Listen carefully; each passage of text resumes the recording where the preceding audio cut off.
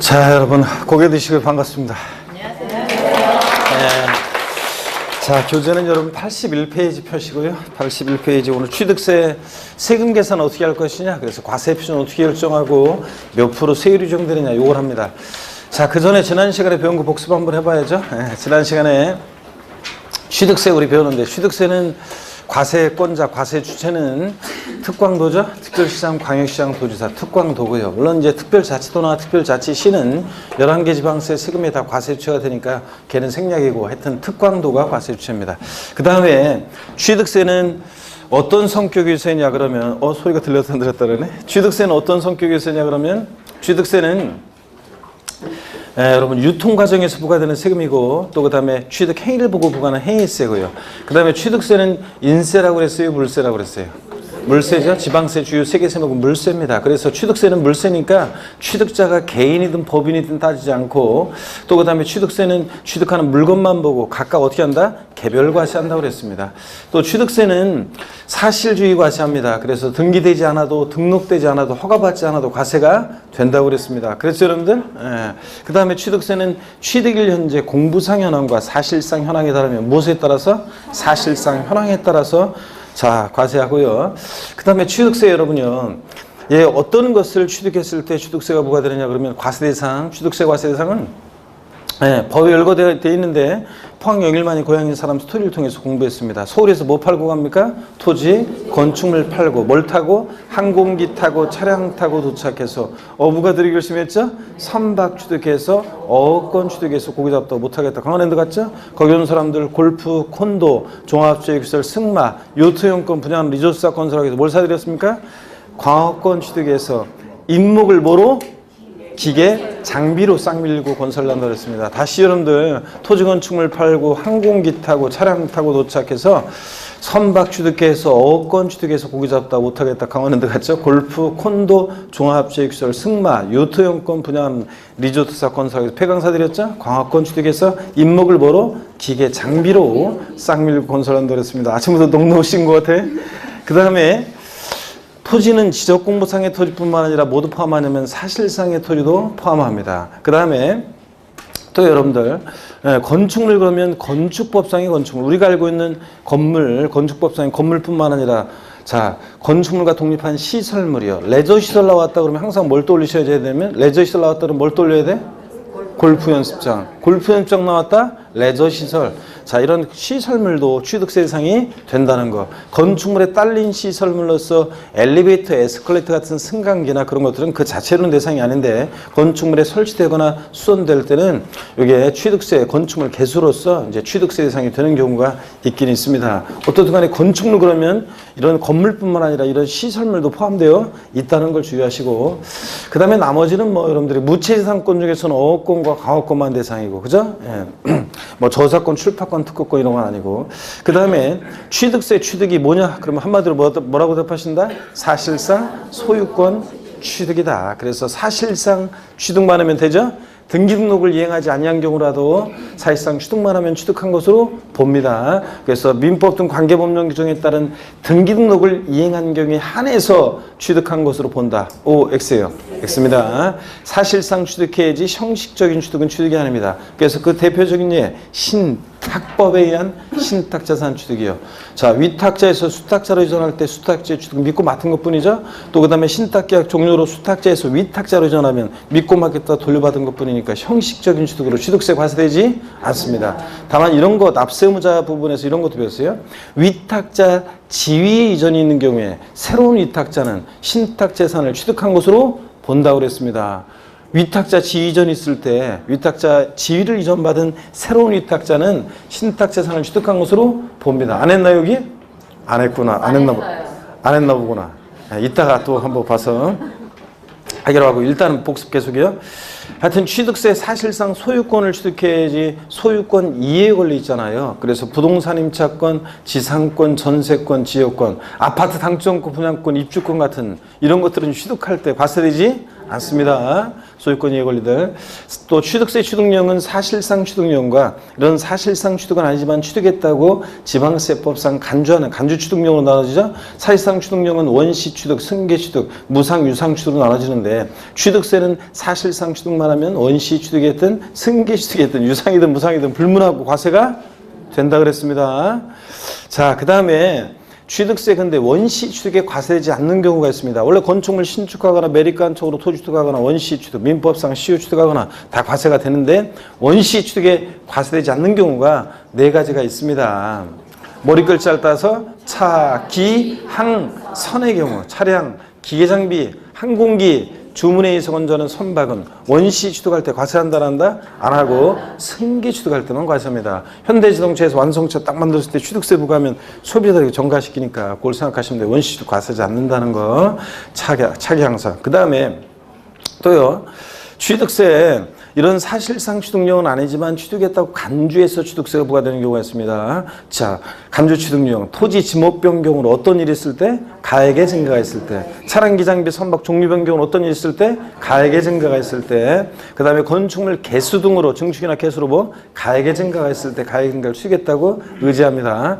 그 다음에 또 과점주주란 자가 주식을 취득하는데 주식은 취득세 대상이 아닌데도 과점주주가 주식을 취득했을 때 그 주식을 취득한 비율만큼 그 비상장법인 소유의 부동산 등을 취득했다고 뭐한다? 의제, 간주해서 취득세 부과됩니다.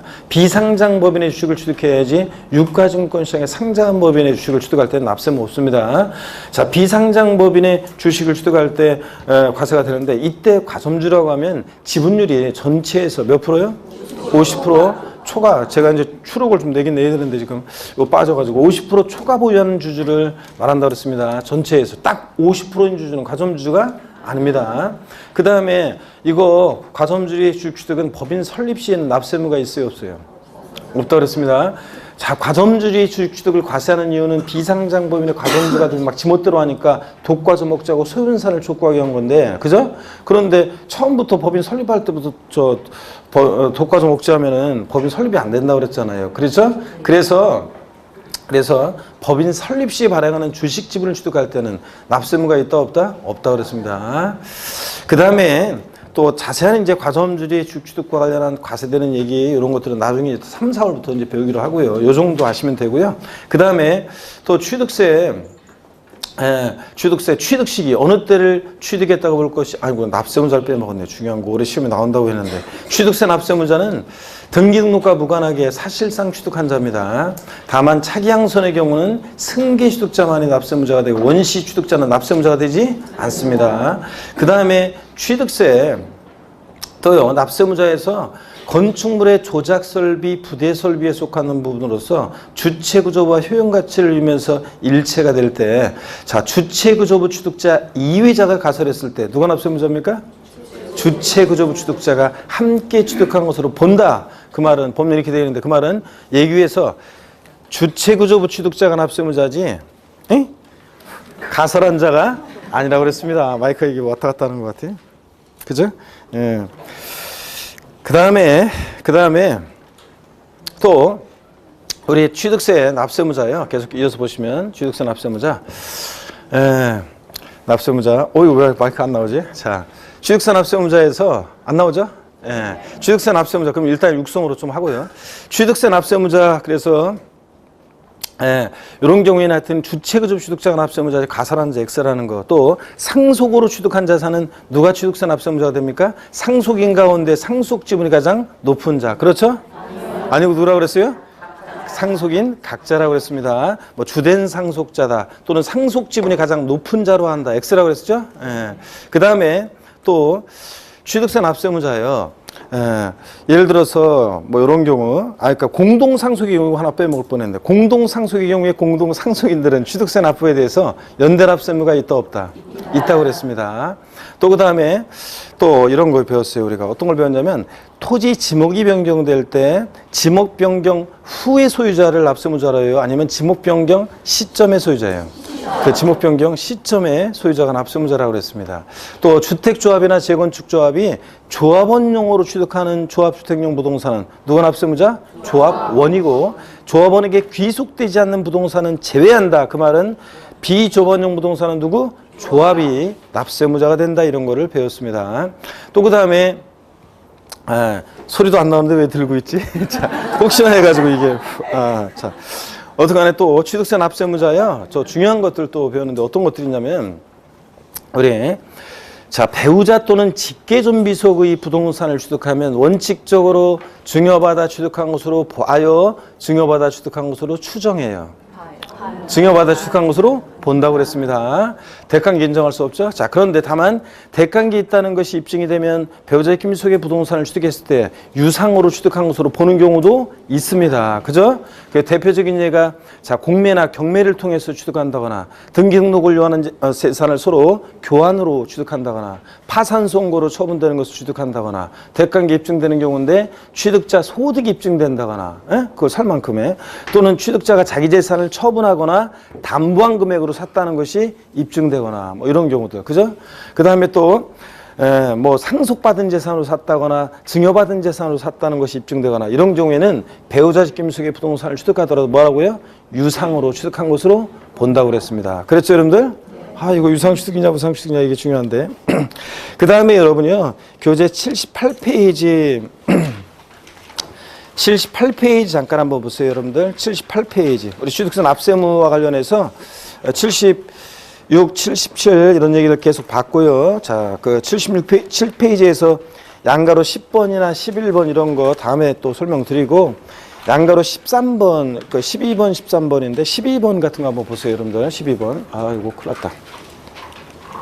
12번을 보시면 12번 택지공사가 준공된 토지에 사실상 지목 변경돼 있잖아요. 그죠? 한번 그냥 읽어볼게요, 이건.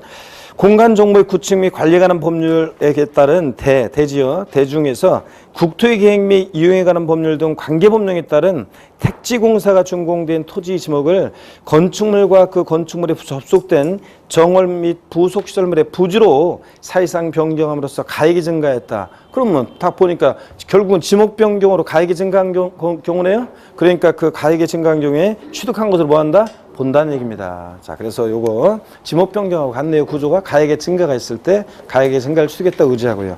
그 다음에 양가로 13번 보시면 신탁재산의 위탁자 지위전이요. 자, 요게 이제 어떤 건지 자, 밑줄입니다. 그 양가로 12번은 그 세 번째 줄 하여튼 이거 사실상 지목 변경에서 가액이 증가의 식으로 본다는 거 밑줄.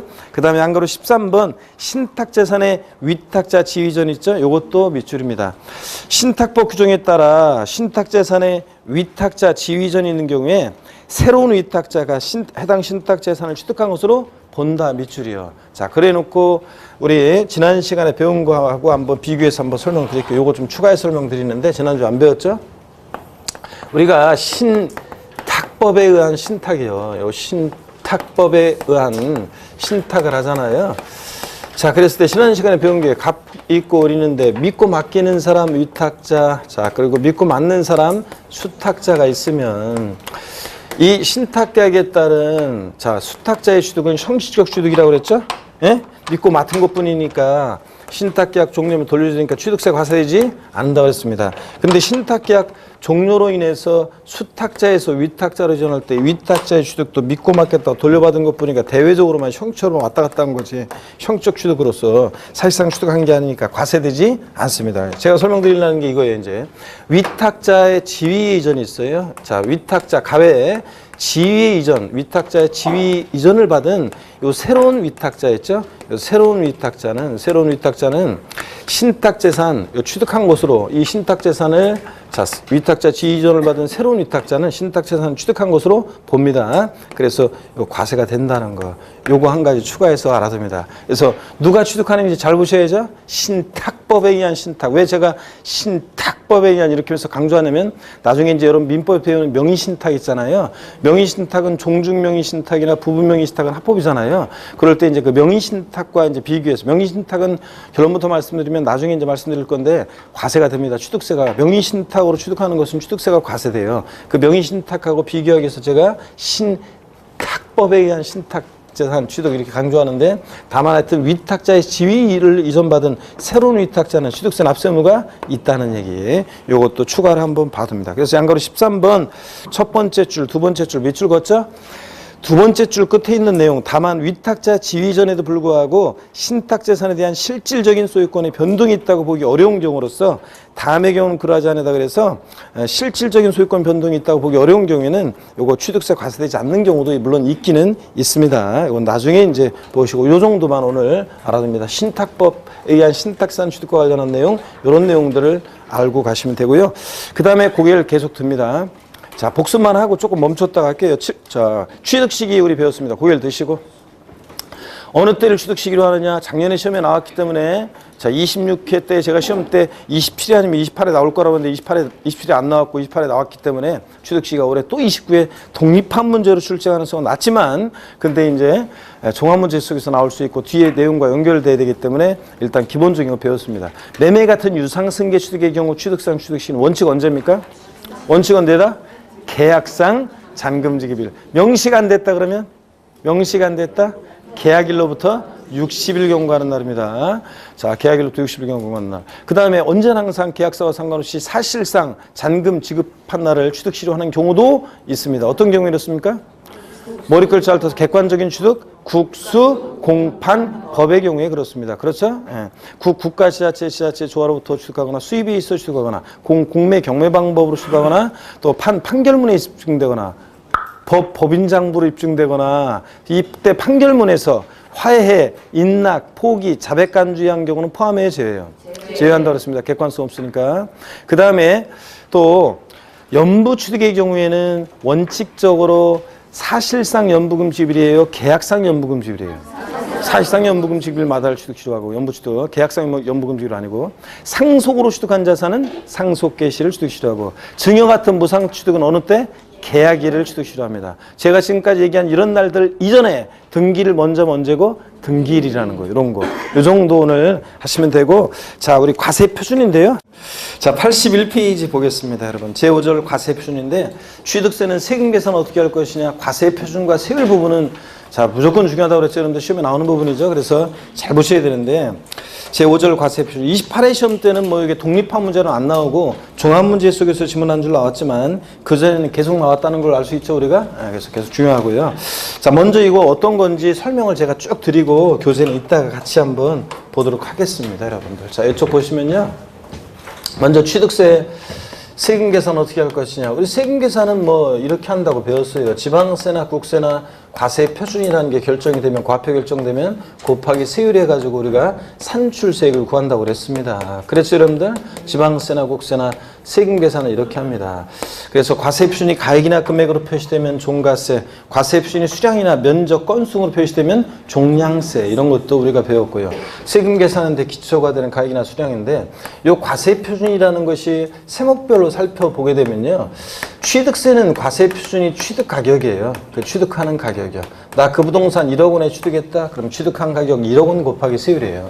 그 다음에 등록면허세는 과세 표준이요. 부동산 등기할 때 원칙적으로 그 등기하는 부동산 가액이 과세 표준이 돼요. 물론 근데 등록면허세는 부동산 가액뿐만 아니라 건수가 되기도 하고 채권 금액이 과세 표준이 되는 경우도 있지만 원칙적으로 이렇게 부동산 가액이 과세 표준이 되고요. 그 다음에 재산세는 보유하는 그 재산 가액 있잖아요. 재산 가액이 과세 표준이 돼요. 자, 그랬을 때 재산가액 곱하기 세율에서 재산세 계산하고요. 그럴 때 얘네들 있잖아요. 취득세하고 등록면허세는 이 과세 표준을 누가 결정하느냐 그러면 신고 납부하는 세금이니까 자, 누가 이 과세 표준 결정한다 그랬습니까? 납세 의무자가 이 과세 표준을 결정합니다. 자, 근데 재산세는 보통 징수하는 세금이니까 과세관청, 과세주체가 이것을 과세주체가 결정하고요. 자, 보통 징수하니까. 그럴 때, 자, 취득세나 등록면허세에서 특히 취득세요. 일반적인 거래의 경우에, 자, 우리가 취득세 과세 표준 결정 어떻게 되느냐. 원칙적으로 취득세 과세 표준 결정은요, 납세무자가 취득 당시를 기준으로 해가지고 취득 당시에 신고하는 가액이 과세 표준이에요. 나 얼마에 취득했다. 만약에 1억 원에 그 부동산 취득했다 그러면 납세무자가 나 1억 원에 취득했다고 그 신고하는 가액 1억 원 곱하기 세율에서 취득세를 계산합니다. 이런 거예요. 근데 자 예외가 있습니다. 예외가 있는데 예외적으로 예외적으로 지방세 과세 시가 표준액이라는 거예요. 지방세 과세 시가 표준액이 과세 표준으로 결정되는 경우도 있습니다. 오늘 처음 오신 분들, 기초입문과정 안 들으신 분들을 위해서 용어 설명을 드립니다. 이번 순환까지만 하여튼 처음 온 사람들 배려해서 이런 강의를 한다고 그랬습니다. 이제 마지막에 이제 용어 설명은 한번 보세요. 처음 오신 분들 보세요.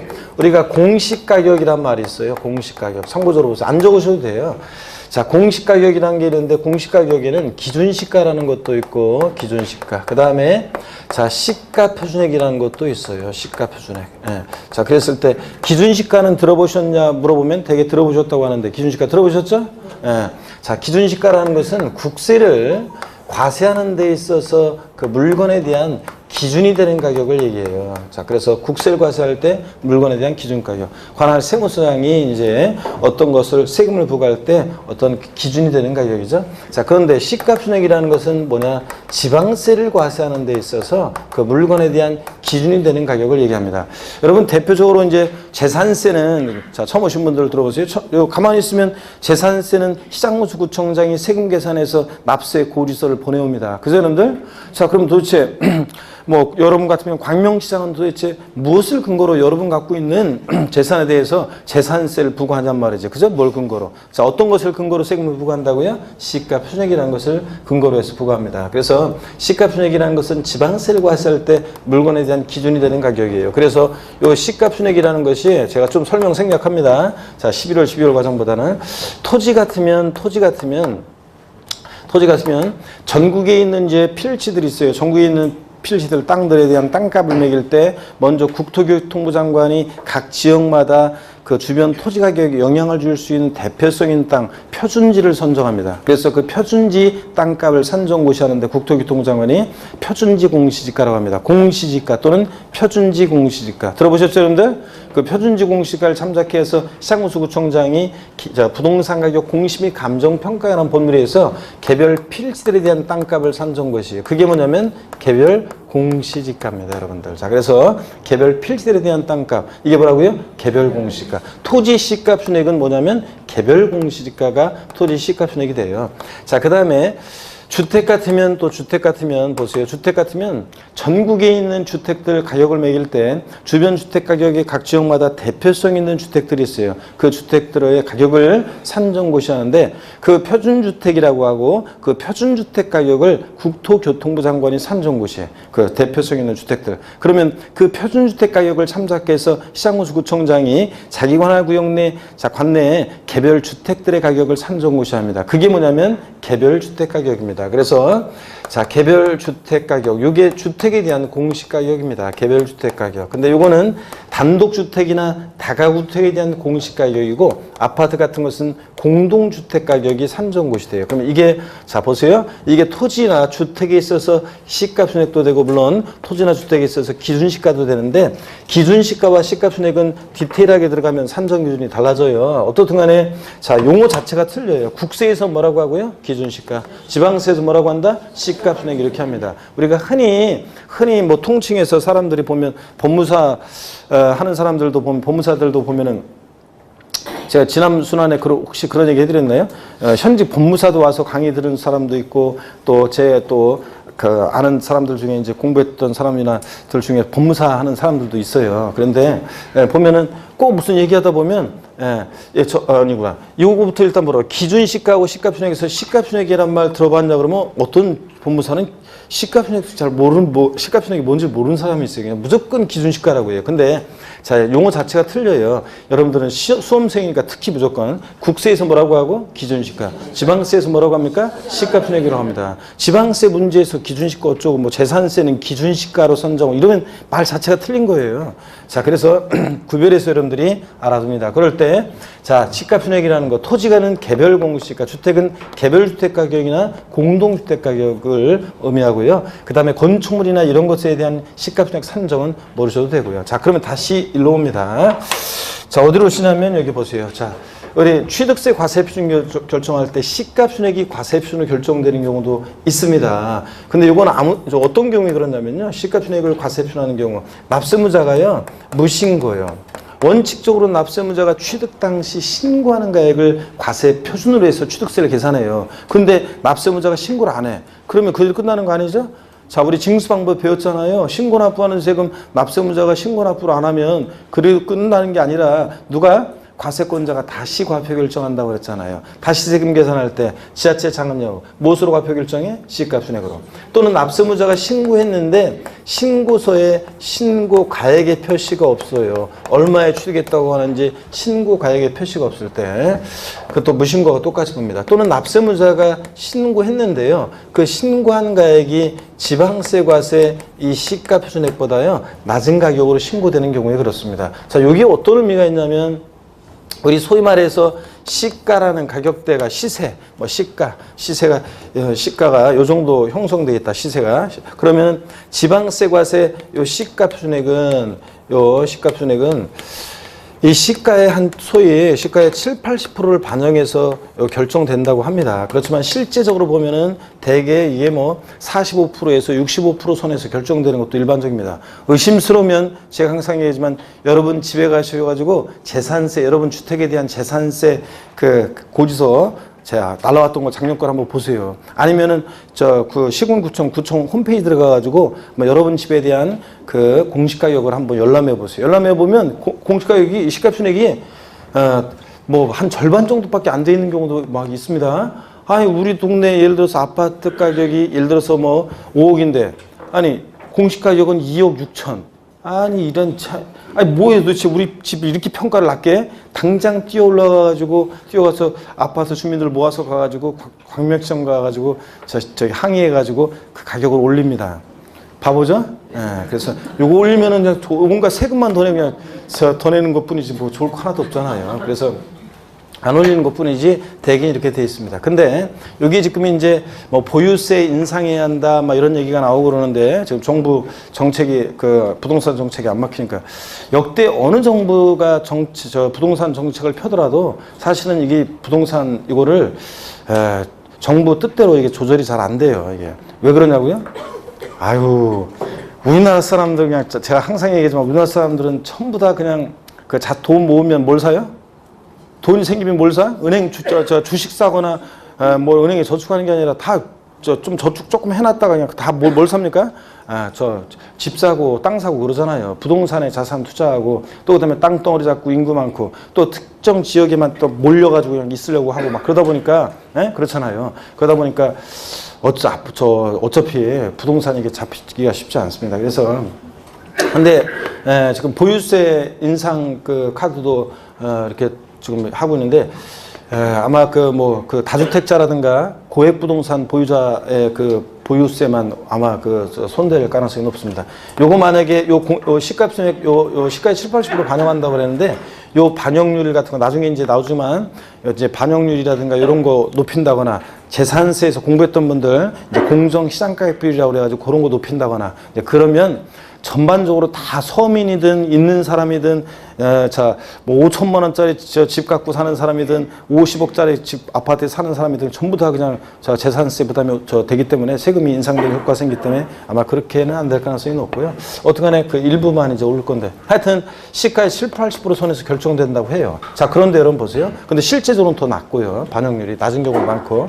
근데 어떤 사람이 취득했다고 신고를 했어요. 근데 그 신고한 가격대가 시가 편익보다 낮은 가격대로 신고를 했어요. 취득했다고. 그러면 과세당국 입장에서는 객관적으로 이 신고한 가격에 대한 객관적인 입증이 없는 한은 뭐야 시가의 7, 80% 선에서 결정된 게 시가 편익인데 이거보다 더 낮게 신고해? 불성실 신고했다고 봐요. 그래서 지자체장에 다시 과표 결정합니다. 지자체장은 항상 무엇으로 세금 계산한다? 시가 편익으로요. 항상 지방자치단체장은 세금 계산할 때 시가 편익 계산합니다. 이런 경우에 납세무자가 불성실 신고했을 때 시가 편익을 과세에 표현합니다. 자, 그 다음에 여러분 이제 보세요.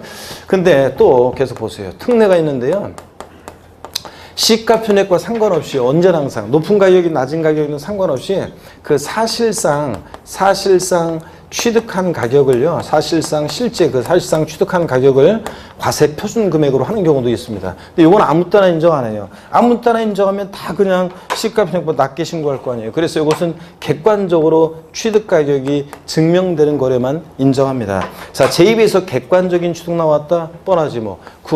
자, 국가, 지자체, 조합으로부터 취득했다. 여러분, 시가순액 1억짜리 부동산을 제가 뭐 서울특별시로부터 시가순액 1억짜리 부동산을 7천만 원에 취득했어요. 그럼 공무원들이 다 적어놨잖아요, 여기다. 그러니까 객관적으로 그 취득 가격이 입증이 돼야 한대요. 되잖아요. 국가, 지자체, 조합으로부터 취득하는 경우. 그런 경우에는 시가순액이 미달한다 할지라도 그 사실상 취득 가격을 취득세 과세 표준 금액으로 합니다. 수입에 의한 취득, 수입 신고 필증에 의해서 취득 가격이 입증됩니다. 공매나 경매 방법으로 취득했다. 여러분 보세요. 예를 들어서 시가순액, 만약에 시가순액이 1억짜리 부동산인데 요게 이제 공매나 경매에 넘어갔어요. 그 경락된 가격이 7천만 원이에요. 취득세 과세 표준 금액은 얼마인가? 얼마로 합니까? 7천만 원으로 하는 겁니다, 여러분. 자, 그 다음에 판결문에 의해서 입증되는 경우. 자, 요 판결문에 의해서 취득가격이 입증된다. 판사가 C12B를 가렸어요. 이거보다 확실한 게 어디 있어요? 단 근데, 자, 판결문에서 제외되는 경우 우리 배웠었어요. 취득 시기 할 때. 단 근데, 보세요. 단 근데 다만, 자, 화해조서라든가, 그 다음에 인락조서, 그 다음에 포기조서, 자백간주에 의한 이런 경우는 객관성이 있다고 그랬어요? 없다고 그랬어요? 없다고 그랬잖아요. 취득가격 객관적으로 증명할 수 있는 서류가 되지 않아요. 그러니까 이 판결문에서 제외합니다. 그럼 여기 어떤 얘기인지 한번 볼게요. 자, 여러분, 그 전에 한번 요까지 얘기도 한번 사례로 한번 쭉 한번 훑어서 한번 요까지 한번 와볼게요. 그럼 어떤 얘기냐 그러면 요건 지워도 되고요. 자, 어떤 얘기냐면 여기를 보세요. 요까지 얘기를 한번 쭉, 요 얘기도 아까 빼먹고 왔네요. 한번 쭉 한번 사례로 한번 살펴보고 올게요. 자, 처음 오신 분들 특히 잘 봅니다. 갑이라는 사람과 을이라는 사람이 부동산을 거래를 하는데 이 부동산에 대한 지방세 과세 시가표준액이 1억 원이에요.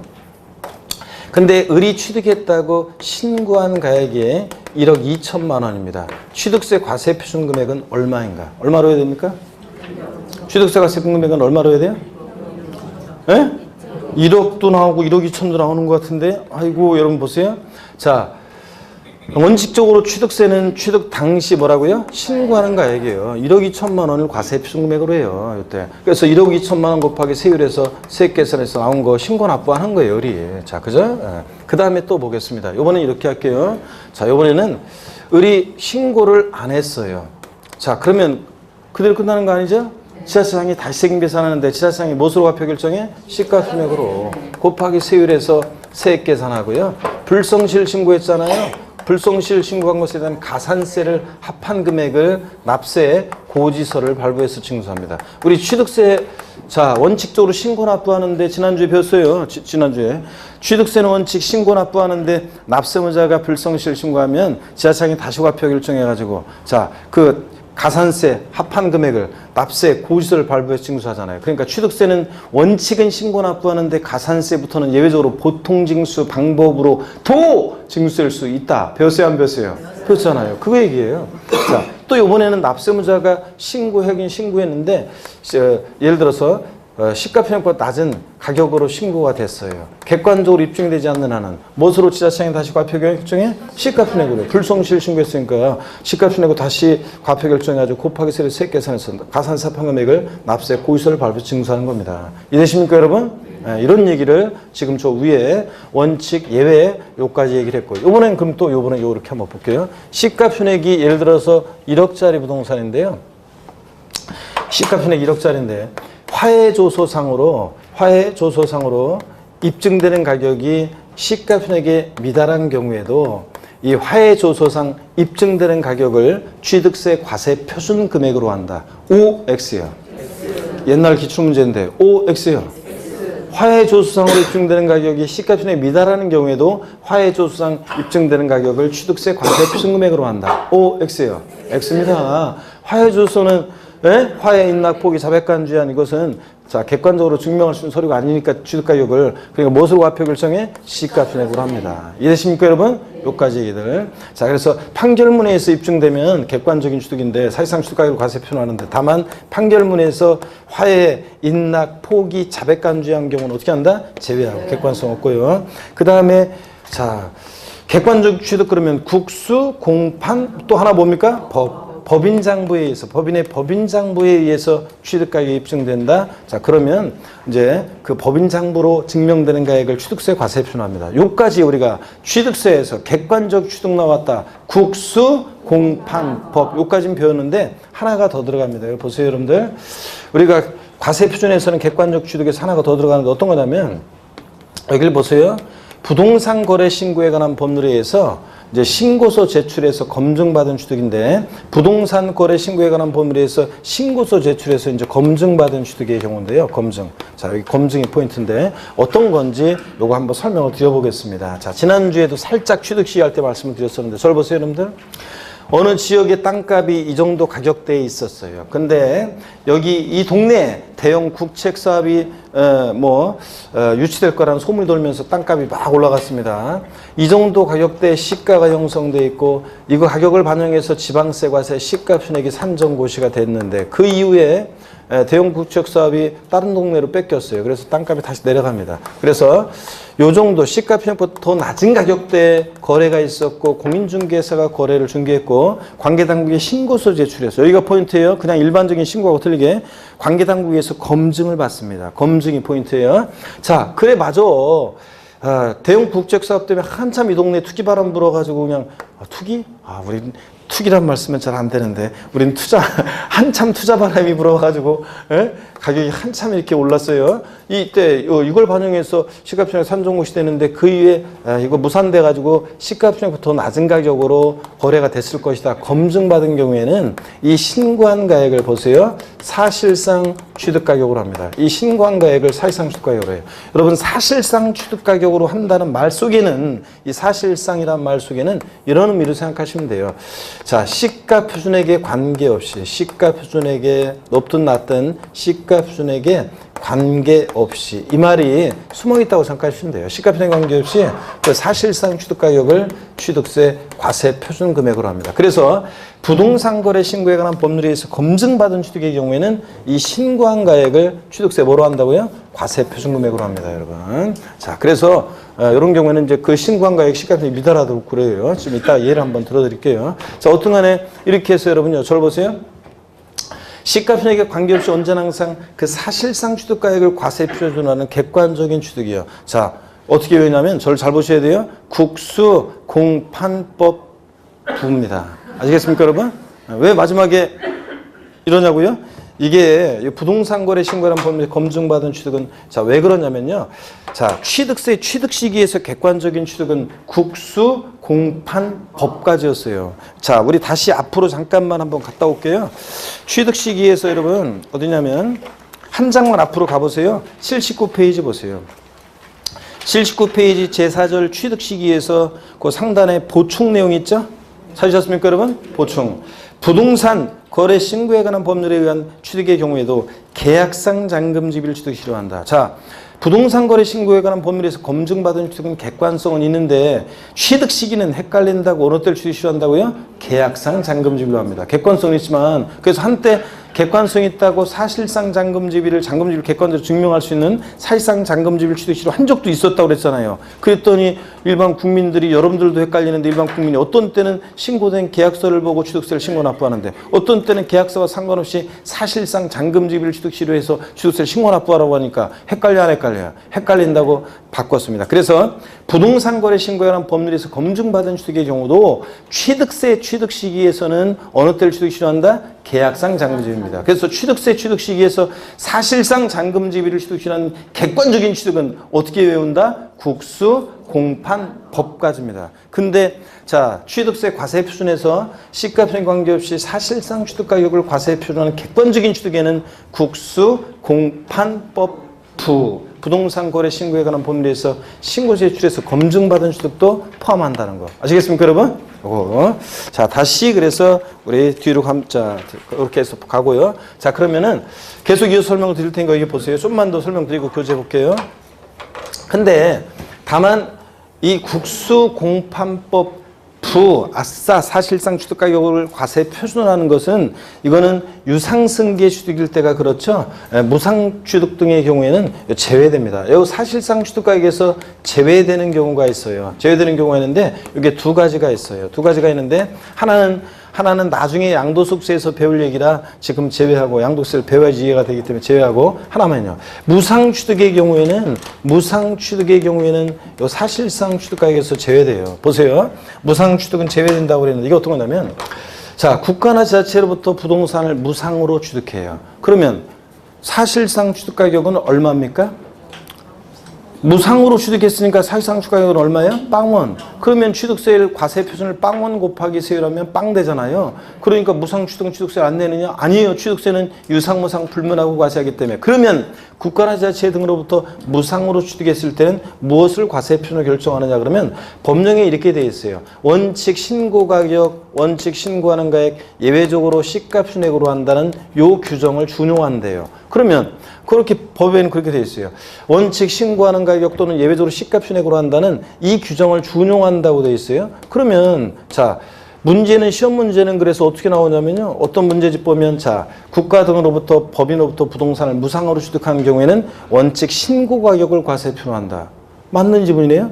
또는 예외적으로 신고 가액에 관계없이 예외적으로 지방세 과세 시가 표준액을 과세 표준한다. 또는 어떤 교재는 신고 가액 또는 시가 표준액을 과세 표준한다. 이렇게 나와요, 지문에. 다 맞는 지문이에요. 왜냐고요? 무상취득의 경우에는 원칙 신고 가격 또는 예외적으로 시가 표준액을 한다는 요 규정을 준용한다고 하니까. 근데 판례나 예규에서는 확고하게요. 여러분들이 어떤 부동산을 증여받거나 상속받았을 때 그 부동산에 대한 취득세는 반드시 과세 표준을 뭐로 하라고 하냐면 판례나 예규는 시가 표준액으로 하라고 하고 있습니다. 그래서 판례나 예규에서는 무상 취득의 경우에는 여러분이 상속이나 증여 등으로 취득했다면 시가 표준액을 과세 표준으로 하도록 하고 있습니다. 자, 그렇지만 법령에는 원칙 신고 가격 예외적으로 시가 표준액을 한다는 요 규정을 준용한다고 되어 있어요. 그러니까 자, 그런 식으로 나와도 다 맞는 얘기입니다. 그렇지만 판례나 예규에서는 시가 표준액을 과세표로 자, 취득세를 신고하도록 하고 있습니다, 여러분들. 그래서 어떤 수강생 들이 이렇게 물어본 적도 있어요. 이건 실무적인 얘기지만 선생님 제가 상속받은 게 있거든요. 상속받은 게 있는데 요거를 감정가액으로 하면 지금 시가 표준액이 높게 돼 있고요. 감정가격으로 하면 낮아요. 감정가격으로 하면 낮게 이렇게 할 수 있어요. 감정평가액은 지금 낮아요. 근데 시가 표준액이 지금 높게 돼 있어요. 이 부동산에. 자, 그래가지고 이거 지금 만약에 시가 표준액으로 취득세를 신고하면 굉장히 세금을 많이 내야 되거든요. 요 감정가액 같은 거로요. 상속세는 감정가액 같은 건 인정된다며요. 그 평가기한 감정가액으로 취득세를 신고하면 안 될까요? 안 돼요, 여러분들.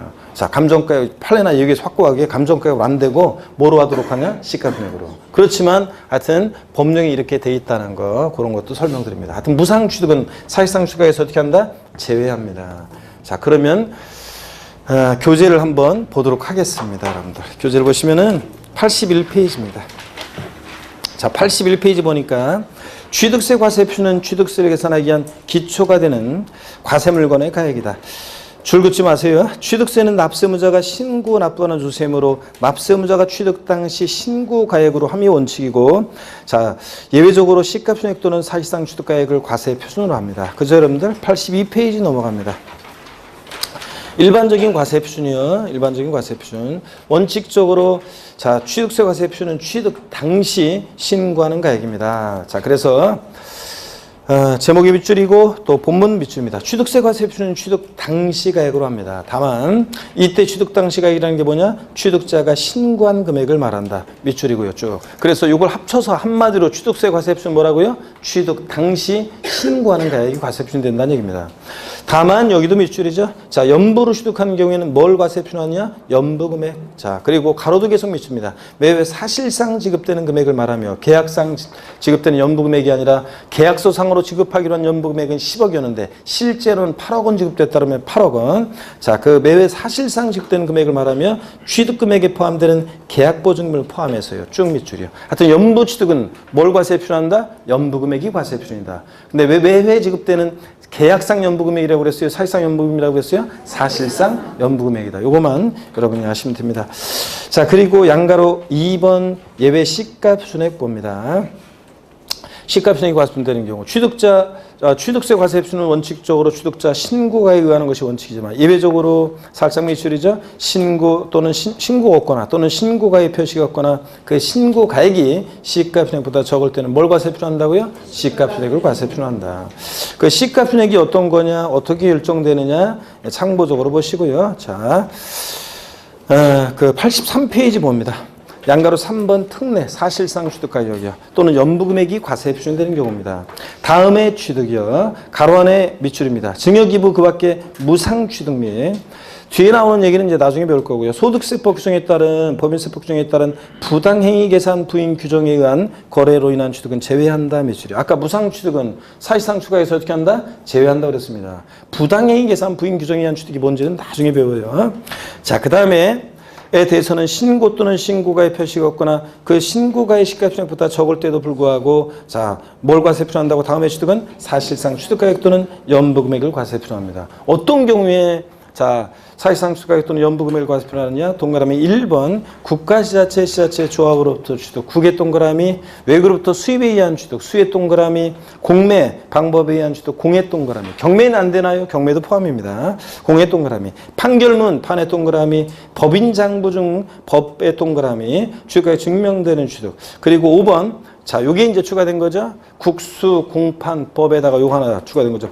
부동산 거래, 부의 동그라미. 부동산 거래 신고하는 법률에 의해서 신고서 제출해서 같은 법 규정에 따라서 요 검증이 이루어진 취득, 검증의 동그라미예요. 검증이 포인트입니다. 자, 그래서 국수, 공판법, 부 같은 이런 객관적인 취득은 언제나 항상 자, 뭘 과세표준한다고요? 사실상 취득 가격을 과세표준합니다. 또는 연부금액을.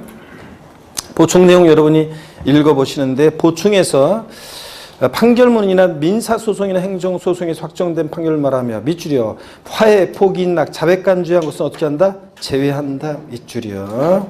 자, 그 다음에 3번 봅니다. 민사집행법에 의한 경매 또는 국세징수법이나 징수지방세법상 공매처분, 그러니까 경매 밑줄, 공매처분의 경우 밑줄, 취득세 과세표준은 경락가액 또는 낙찰가액이 된다 밑줄이요. 아까 그랬죠 제가? 시가편익법 관계없이 아까 시가편익 1억짜리 부동산이 경매 넘어가는데 그 경락가액이 7천만 원이다. 그럼 뭘 과세표준해? 7천만 원. 이겁니다. 자, 그 다음에 부당행위 예산 부인은 나중에 볼 거니까 지금 신경 쓰지 마시고요. 보충 사실상 취득가격의 범위는 자, 어떤 거냐면 취득세, 국수공판법부 같은 객관적인 취득의 경우 사실상 취득가액을 과세표준할 때 이 취득가격에 사실상 취득가격에 포함되는 것과 포함되지 않은 게 있는데 27회 시험에 나왔고요. 독립화 문제로. 자, 이거 넘어갑니다. 나중에 배울 얘기예요. 그 다음에 양가로 4번을 봅니다. 84페이지 양가로 4번 부동산을 취득할 수 있는 권리 특례 있잖아요. 요거만 살짝 어떤 건지 말씀을 좀 드리겠습니다. 어떤 건지 말씀을 드리고 자, 저 교재를 볼게요. 자, 좀 늦기 시작했지. 자, 이거 봅니다. 그래서 여기 어떤 건지만 좀 보고 추우니까 좀 정신이 번쩍 드는 그런 건 있죠? 사람이 정신이 번쩍 나잖아요, 그냥. 긴장해야지, 그냥 추우면은. 자, 그런 건 또 있는 것 같습니다. 자, 여러분 보세요. 요 84페이지 양가로 4번 부동산을 취득할 수 있는 권리 특례. 이게 어떤 거냐면요. 여러분, 아파트 분양권 같은 거 있잖아요. 이게 마이너스 P로 떨어지는 지역도 있죠? 그렇잖아요. 분양권 P가 프리미엄이 뭐 1억까지 붙고 막 그런 8천, 1억 막 이렇게 붙는 지역이 있고요. 그래서 주부들 중에서 그 똘똘한 주부들은 보니까 다리품 잘 팔면서 돌아다니면서 그런 거 있잖아요. 막 청약 집어넣잖아요. 이거 막 분양 넣어가지고 이게 이제 로또처럼 이렇게 운 좋게 당첨이 되면 막 졸지에 그냥 앉은 자리에서 8천, 1억씩 막 벌잖아요. 근데 프리미엄이 붙었는데 그걸 갖다가 다운을 해가지고 쓰는데 그 동네 시세가 있는데 프리미엄 붙은 시세가 있고 신고된 그게 있는데 막 중개사들이 막 그냥 어떤 중개사들은 막 그냥 겁 없이 그 동네 형성된 프리미엄 그거보다 너무 그냥 터무니없이 낮게 해가지고 신고했다가 나중에 다 걸리고 막 뒤에 공중개사도 도망가고 어떤 지역에 남양주인가 어디서 우리 제자 한 명도 도망갔어요. 자, 다 문 닫고 도망가 버리고 막 그런 일이 생기고 그러는데 내가 그러지 말라고 그러는데 그 요즘 세상이 어떤 세상인데 나중에 그 동네에 그 프리미엄 시대에 신고되는 게 있잖아요. 분양권 신고되는 게 있는데 그럼 뻔히 나중에 그 구청이나 이런 데 다 알고 관할 세무에서 다 알게 되는데 너무 터무니없이 해가지고 도망간 우리 제자분이 한 명 있었습니다. 저한테 물어보고서. 그리고 여러분, 근데 여러분 보세요. 이렇게 오르는 지역 같은, 그래도 솔토란지 부분 어떻든 간에 이렇게 분양권 같은 거 이런 거 하나씩 해가지고 이렇게, 앉은 자리에서 그냥 돈 벌고, 세금 50% 내더라도, 아이고, 내가 만약에 5천 올랐어요? 그래서 5천에 대해서 세금에서 뭐 절반 정도 내가 세금을 냈다고 쳐요. 2천 몇백만 원. 내가 다리품 좀 돌아다니고 왔다 갔다 하고 좀 알아보러 돌아다니고 이런 거 해가지고 2,500만 원 모으려고 해보세요, 여러분들. 얼마나 힘든가. 자, 그러니까 내 강의를 얼마나 해야 되는데. 자, 그러니까 여러분 그렇잖아, 이런 게. 그러니까, 우리 똘똘한 주부들이 있어요. 근데 여러분 보세요. 마이너스로 떨어지는 지역이 있어요. 마이너스로. 그래서 예전에 이게 이제 재작년 같은 경우에 이제 그 전까지는 어땠냐면 마이너스로 떨어져요. 그럼 보세요. 이게 분양가보다 높은 프리미엄 붙었어요. 그럼 프리미엄 붙은 가격으로 취득세를 신고하라고 했어요. 근데 마이너스로 떨어졌을 때는 또 분양가로 신고하라고 그랬었어요. 예전에 재작년까지는. 그럼 뭐야 이거? 높게 올랐을 때 높은 가격으로 프리미엄 붙은 가격으로 신고하라고 하더니 분양가가 낮은 마이너스로 떨어졌을 때는 분양가로 신고하라고 그래. 이런 도둑 XX들이잖아요. 그죠? 그래가지고 민원이 막 제기돼가지고 이거를 다시 그 분양가보다 낮은 가격으로 떨어졌을 때는 뭐로? 그 실제 취득한 가격으로 신고하도록 바뀌었습니다. 예전엔 분양가보다 낮은 가격일 때도 무조건 뭐로? 분양가 가격으로 신고하라고 했었는데. 자, 그 얘기입니다. 그러면 취지를 알고 보면 쉬워요. 자, 보세요. 부동산을 취득할 수 있는 권리 특례요. 부동산을 취득할 수 있는 권리를 타인으로부터 이전받은 자가 위 양가로 3의 어느 하나에 해당하는 방법으로 부동산을 취득하는 경우로서 해당 부동산 취득을 위해서 양가로 3이라는 게 국수공판법 같은 거예요. 그러니까 법인으로부터 취득하는 경우죠. 어느 하나에 해당하는 방법으로 부동산을 취득하는 경우로서 해당 부동산을 취득을 위해서 지출하였거나 여기부터 유출입니다. 해당 부동산 취득을 위해서 지출하였거나 지출할 금액의 이 분양 공급 가격 그 아랫줄 보다 낮은 경우에는 부동산 취득자의 실제 지출 금액을 기준으로 산정한 취득가액을 과세 표준으로 한다. 밑줄 짝입니다, 여러분. 자, 그래서 요게요. 그러니까 시험에서 바꾼다면 뻔히 뭐로 바꾸겠습니까? 요거 실제 지출한 금액이 분양 공급보다 낮은 경우에도 분양 가격이나 공급 가격으로 가격을 취득세 과세 표준으로 한다. 이게 바꾸겠죠? 뻔하지 뭐 바꾼다 그러면. 그래서 아니고 분양가격보다 낮은 경우에는 실제 지출한 금액을 취득세 과세 표준으로 한다. 아시겠습니까 여러분? 밑줄이고. 다만 단서는 읽어보시면 당연한 얘기입니다. 단서는 소득세법이나 법인세법 중에 따른 특수관계인과의 거래로 인한 취득인 경우에는 당연히 그러하지 아니하다. 자, 이런 얘기들. 자, 이렇게 해서 여러분들 요 얘기 취지 알아두시면 됩니다. 재작년에 신설이 됐는데 작년에는 안 나왔어요. 그러니까 올해는 또 주의해서 보셔야 되는 내용입니다. 그래서 요 정도만 보시고 나머지 특수한 거래는 우리가 3, 4월, 5, 6월에 걸쳐서 이제 차차 배워나갑니다. 87페이지 제6절 세율입니다. 그래서 잠시 쉬었다가 우리 세율에 대한 얘기를 보도록 하겠습니다.